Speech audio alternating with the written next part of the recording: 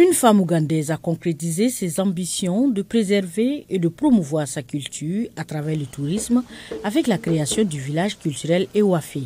Assis sur des nattes à l'intérieur d'une hutte en terre battue, les invités se voient servir du matoké fumant, un plat traditionnel de purée de banane cuite dans des feuilles de bananier. Les repas en commun sont une tradition séculaire des Banganda. Le village culturel Ewafé est né d'une idée originale d'Aïcha Nabwanika, 30 ans, qui a lancé l'entreprise il y a 7 mois pour combler le déficit des tourismes culturels en Ouganda. La modernité, c'est bien, mais nous avons trop copié par rapport à ce que nous aurions dû réellement adopter.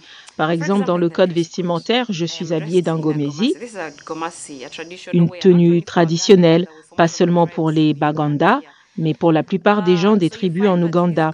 Ces gomesi étaient des vêtements pour les dames. Dans le village culturel d'Ewafé, situé à 30 km de la capitale ougandaise, les invités sont accueillis par des danseurs et des musiciens traditionnels. On leur sert ensuite un jus de banane fraîchement pressé dans des gourdes, une tasse traditionnelle. Selon Nabwanika, ce programme immersif au village culturel est ce dont rêvent de nombreux visiteurs et touristes lorsqu'ils visitent l'Ouganda.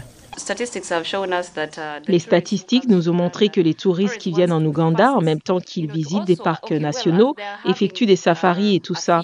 Ils veulent aussi se faire une idée de la culture du pays, connaître les gens, manger la cuisine locale et apprendre quelques mots dans la langue locale.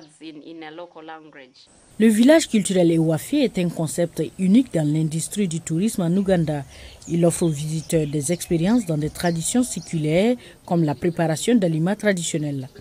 L'établissement enseigne également aux touristes l'utilisation des médicaments traditionnels, les compétences de vie telles que la pêche et propose d'autres activités comme des séances de conseil familial. De nos jours, les enfants ne savent pas comment préparer à manger. Deuxièmement, ils ne savent pas comment s'habiller. Troisièmement, ils ne savent pas comment se comporter. De nombreuses cultures et normes disparaissent parce qu'on ne les connaît pas.